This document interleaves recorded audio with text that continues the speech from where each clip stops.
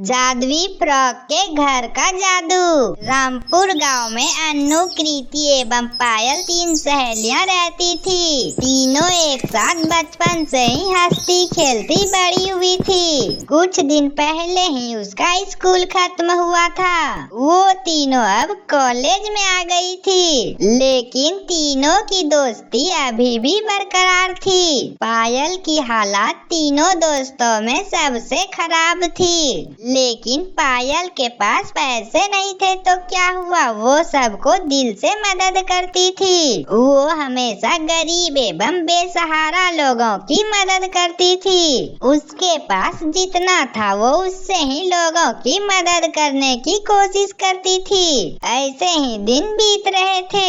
एक दिन कृति अपना होमवर्क लाना भूल जाती है। टीचर होमवर्क नहीं लाने के वजह से पिटाई करती थी।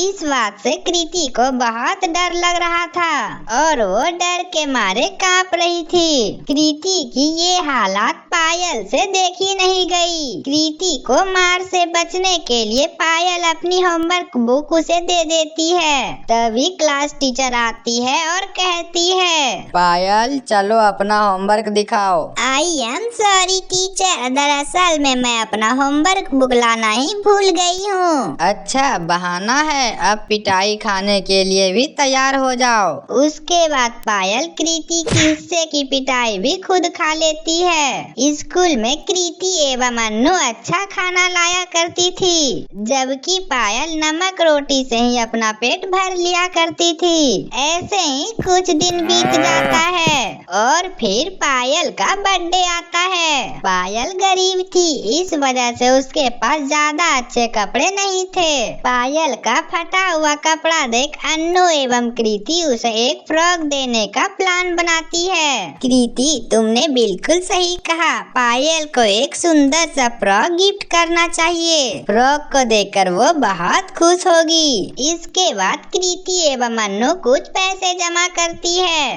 और उन पैसों के लेकर वो एक बहुत बड़ी दुकान में गई, जो कि वो अपने पैकेट मनी से ज्यादा पैसे नहीं जमा कर पाई थी। इसलिए वो बड़ी दुकान से फ्रॉक नहीं खरीद पाती है। वो लोग बहुत सारे जगह जाकर पता किए, पर फ्रॉक तो बहुत महंगे थे। अन्नू अब क्या करें हम, हमें तो लगता है अब हम पायल को फ्रॉक नहीं गिफ्ट कर पाएंगे। हाँ, हमारा इतना कोशिश के बाद भी हम पायल को फ्रॉक नहीं दे पाएंगे। वे लोग इतना बात ही कर रहे थे, तभी उसे एक दुकान दिखाई देते हैं, जिसके ऊपर लिखा था जादुई फ्रॉक की दुकान। वो देखो अन्नू, चलो उस दुकान में जाकर पता करते हैं, शायद वहाँ कुछ मिल जाए। इसके बाद वो दोनों सहेलियां खुशी खुशी वहाँ चली जाती है। इसके बाद उन दोनों सहेली को वहाँ पर एक सुंदर सा फ्रॉक दिखाई देता है। आंटी, ये रेड वाली फ्रॉक कितने की है? बेटा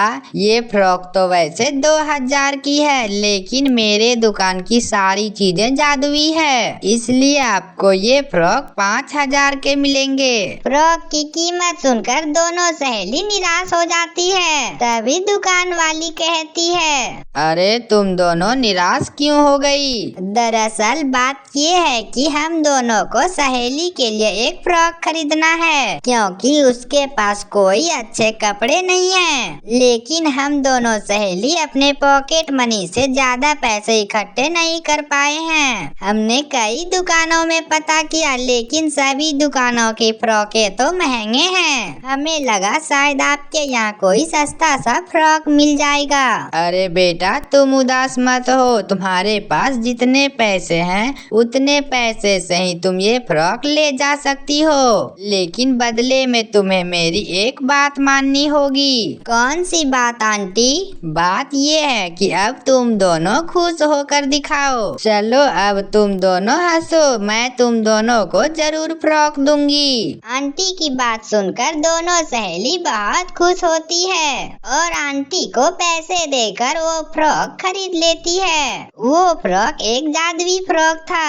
वो फ्रॉक जादुई फ्रॉक थी, ये बात की भनक ना तो अन्नू को थी ना तो कृति को, क्योंकि उन दोनों ने दुकान वाली आंटी की बातों पर ध्यान नहीं दिया था। के बाद उनका बर्थडे आता है पायल इन सब चीजों से बहुत खुश होती है। तभी कृति और अन्नू उनको फ्रॉक देती है और पायल बहुत खुश हो जाती है। खुशी के मारे उनके आंखों में आंसू आ जाते हैं। जरूर मैंने पिछले जन्म में कोई अच्छे कार्य किए होंगे, इसी वजह से तुम दोनों जैसी मुझे सहेली मिली हो। तुम्हारा बहुत बहुत शुक्रिया मेरी दोस्त। अब बस भी कर, अब हम दोनों को रुलाएगी क्या? पायल केक काटती है और खुशी खुशी वो फ्रॉक पहन लेती है। पायल पर वो फ्रॉक बहुत ही सुंदर लग रहा था। पायल उन फ्रॉक में बहुत ही प्यारी लग रही थी। तो हमारे प्यारे दोस्तों, कैसी लगी हमारी कहानी? अगर अच्छी लगी हो तो वीडियो को लाइक करके चैनल को सब्सक्राइब करना ना भूलें। तो मिलते हैं अगले वीडियो में, तब तक के लिए बाय बाय।